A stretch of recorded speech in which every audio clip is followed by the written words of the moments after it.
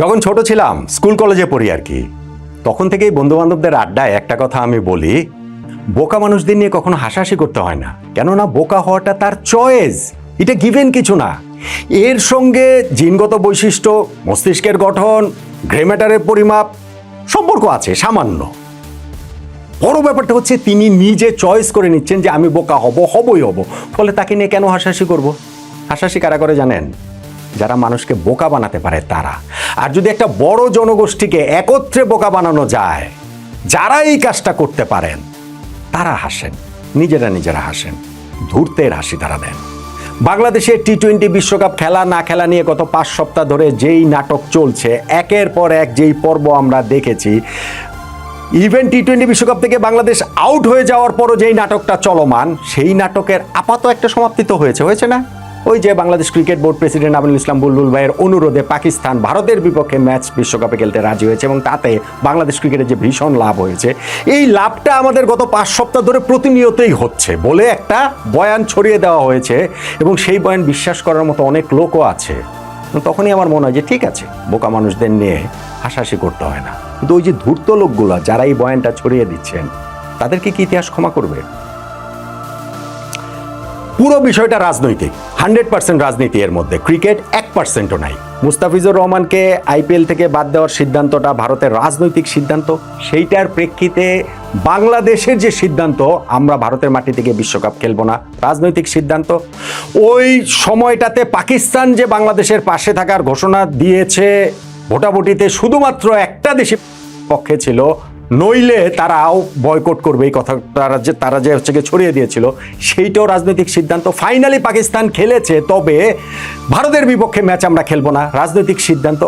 আর শেষ পর্বে এসে যে না, ভারতের বিপক্ষে ম্যাচও আমরা খেলবো বাংলাদেশের অনুরোধে, রাজনৈতিক সিদ্ধান্ত। এবং এই প্রত্যেকটা ধাপে আমরা ভেবেছি আমরা জিতছি, বাংলাদেশ জিতছে, বাংলাদেশ জিতে যাচ্ছে। ভাই, বাংলাদেশ একটা টি-20 ওয়ার্ল্ড কাপ খেলতে পারেনি। ওই দিন আমাদের যেই পরাজয় হয়েছে, সেই পরাজয়ের দাগ, সেই পরাজয়ের কলঙ্ক আমাদের কোনো কিছু দিয়ে আর মুছবে না, হতেই পারে না।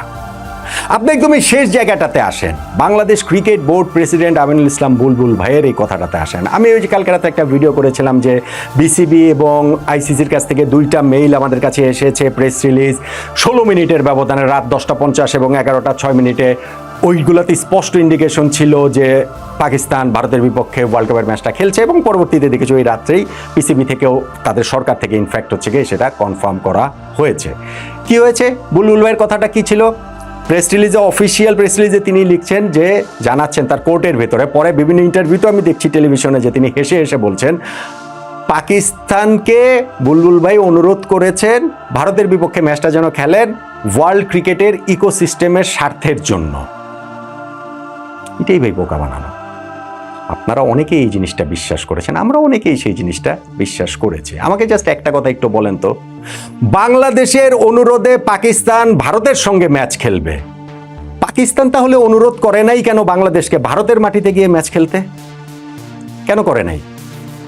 বাংলাদেশ পাকিস্তানকে অনুরোধ করে ভারতের বিপক্ষে ম্যাচ খেলাতে পারছে, পাকিস্তান বাংলাদেশকে অনুরোধ করে ভারতের মাটিতে ম্যাচ কেন খেলাতে পারে না, বা অনুরোধটাই কেন করে নাই? কারণ আমাদেরকে বোকা বানানো হয়েছে। পাকিস্তান আমাদেরকে মোটা দাগে বোকা বানিয়েছে।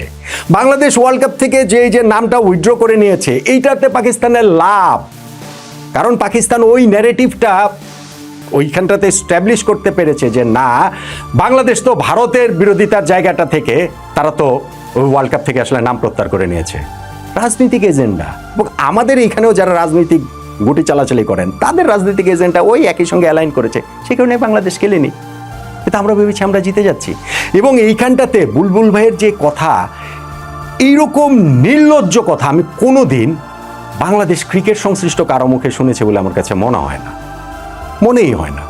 একটা দেশের বোর্ড প্রেসিডেন্ট তার নিজের দেশ ওয়ার্ল্ড কাপে খেলতে পারেনি, তিনি আরেকটা দেশকে অনুরোধ করছেন আরেকটা দেশের সঙ্গে যেন ম্যাচ খেলেন, এবং সেটা সকলভাবে বলে বেড়াচ্ছেন। আমরা সেটা নিয়ে বিরাট লাফালাফি করছি যে না, আমাদের তো বিরাট লাভ হয়েছে, আমাদের অনেক লাভ হয়েছে।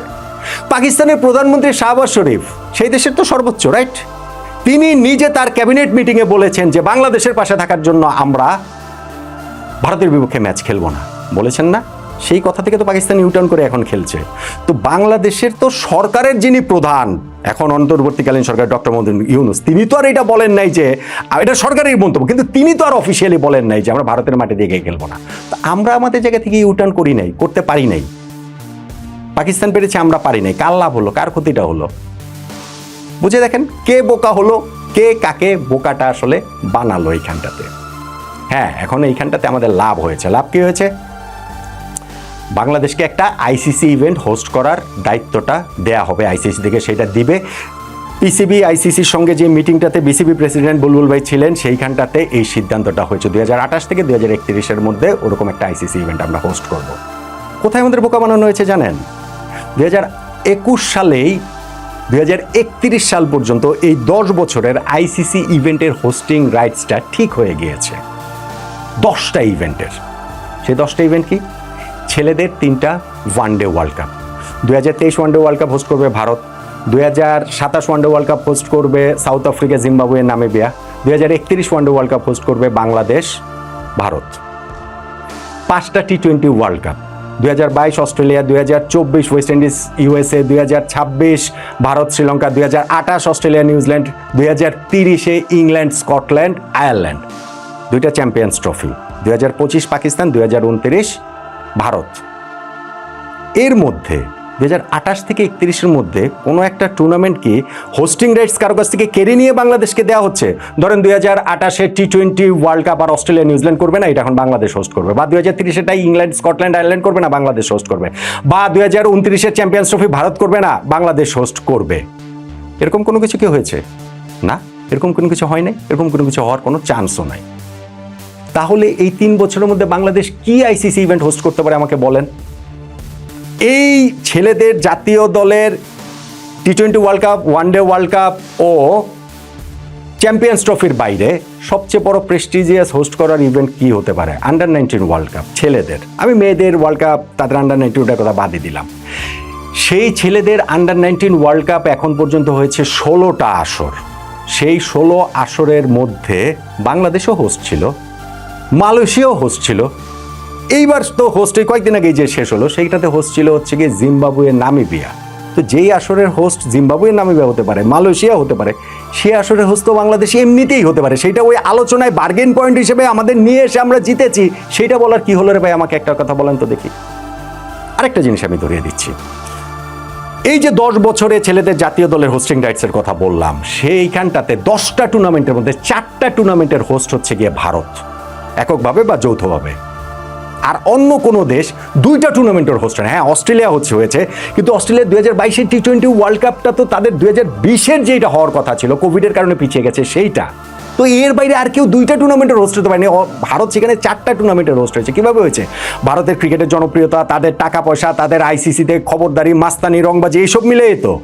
আন্ডার-19 ওয়ার্ল্ড কাপ এখন পর্যন্ত 16টা হয়েছে, তাতে ভারত কয়টা হোস্ট করেছে বলেন তো দেখি? আমি আপনার জন্য একটা কুইজ দিলাম, 0, একটাও ভারত হোস্ট করেনি। কেন করেনি? কেননা আন্ডার-19 ওয়ার্ল্ড কাপ হোস্ট করাটা এটা অর্থনৈতিকভাবে অলাভজনক। সেই জন্য আন্ডার-19 ওয়ার্ল্ড কাপ মালয়েশিয়া পর্যন্ত হোস্ট করে, জিম্বাবুয়ে, নামিবিয়া করে। তো জিম্বাবুয়ে, নামিবিয়া, মালয়েশিয়া যেগুলো হোস্ট করে, সেটা তো বাংলাদেশ এমনিতেই হোস্ট হওয়ার কথা। সেইটাই দেন দরবারে মিটিং করে আমরা আদায় করে নিয়েছি। এই ফিলিংটা দিয়েই আমাদেরকে বোকা বানানো হয়েছে এবং আমরা ভাবছি যে আমরা বিরাট বিজয়ী। আমাদের যে অর্থনৈতিক ক্ষতি হয়েছে সেটা আমরা আইসিসি ইভেন্ট হোস্ট করে আমরা একটা পুষিয়ে নিব। অথবা নতুন কোনো ইভেন্ট কি আইসিসি ইন্ট্রোডিউস করবে বাংলাদেশকে হোস্ট করানোর জন্য? সেটার চান্সও আসলে নাই, কোনোভাবেই নাই। এখন আসেন ওই জায়গাটাতে যে বাংলাদেশের কি এই মিটিং থেকে কোনো লাভ হয়নি? হ্যাঁ, অবশ্যই লাভ হয়েছে। আইসিসি আমাদেরকে নিষিদ্ধ করবে না, আর্থিক কোনো জরিমানা করবে না, সেইটা এই মিটিংয়ের ডিসিশন, এইটা অবশ্যই লাভ। এবং আমি এইটা ওই আগের ভিডিওতেও বলেছি যে এই মিটিং থেকে বাংলাদেশের পাওয়ার একমাত্র এই জিনিসটাই থাকতে পারে, অন্য কোনো কিছু না। আমরা সেই জিনিসটা পেয়েছি। কিন্তু একটা ওয়ার্ল্ড কাপ যে আমরা খেললাম না, এইটাতে বাংলাদেশ ক্রিকেটটা যে ধ্বংসের শুরু হয়েছে, আমি তো আমার ওই অবস্থানে এখনো স্ট্যান্ড করছি। এইখানে যে আলোচনাটা আমি অনেকগুলা ভিডিওতেই করেছি, জান না, নট আউট মানে তো এখনো আছে, যে এই অবস্থা থেকে আমরা ঘুরে দাঁড়াতে পারি শুধুমাত্র একটা ভাবে। কোন ভাবে ঘুরে দাঁড়াতে পারি?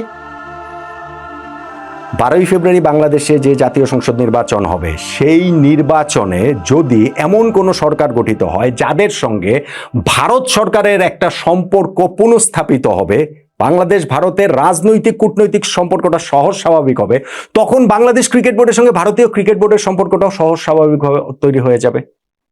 তখন আর আমাদেরকে এই ধ্বংসের মধ্যে ক্রিকেটে পড়তে হবে না। ভাই ক্রিকেটে তো ভারতের মাস্তানি হচ্ছে গিয়ে তাদের আলটিমেট মাস্তান। ক্রিকেটে ভারত হচ্ছে গিয়ে যুক্তরাষ্ট্রের মতো, ক্রিকেটে ভারতের ক্রিকেট কর্তারা হচ্ছে ডোনাল্ড ট্রাম্পের মতো। তো তাদের সঙ্গে লড়াই করে বাংলাদেশে টিকতে পারবো আমরা?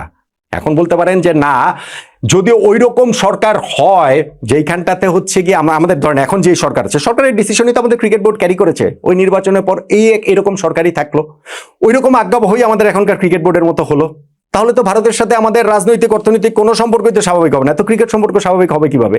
আমরা এইখানটাতে স্যাংশন খাইনি, আমাদের নিষিদ্ধ করছে না, তো ভারত তো যে কোনো ছুতোতেই আমাদের আবার পরবর্তীতে নিষিদ্ধ করে দিতে পারে, আমাদেরকে অন্যান্য দেশের খেলাটেলা বন্ধ করে দিতে পারে। ওগুলা কি পারে না? ভারতের সাথে সম্পর্কটা যদি এরকম থাকে, ইভেন 2031 সালে যে one day world cup Bangladesh Bharat যৌথভাবে আয়োজিত হওয়ার কথা, হবে না। এই অবস্থা চলতে থাকলে, এইরকম সরকার আসলে সেটা হবে না। ফলে ওই ইলেকশনের পরবর্তী সময়ে সরকারের সাথে, ভারত সরকারের সাথে বাংলাদেশ সরকারের সম্পর্ক স্বাভাবিক হলেই শুধুমাত্র আমাদের ক্রিকেটের জায়গাটা স্বাভাবিক হয়ে আসবে। সেটা তো আমি অনেক ভিডিওতে বলেছি, অনেক আলোচনাতে বলেছি। নতুন কি আসলে আপনারা পাচ্ছেন? নতুন আপনারা পাচ্ছেন যে আমরা বিজয়ী হয়েছে, আপনারা পাচ্ছেন যে আমাদের ক্রিকেট বোর্ড প্রেসিডেন্ট এসে মিডিয়াতে হাসতে হাসতে নির্লজ্জের মতো বলেন যে পাকিস্তানকে অনুরোধ করেছি যেন ভারতের বিপক্ষে ম্যাচটা খেলে, কিন্তু তিনি অনুরোধ করতে পারেন না যে বাংলাদেশ যেন টি-20 ওয়ার্ল্ড কাপটা খেলে, সেই কাজটা তিনি কার্যোদ্ধার করতে পারেন না। পাকিস্তান বাংলাদেশের অনুরোধে ভারতের বিপক্ষে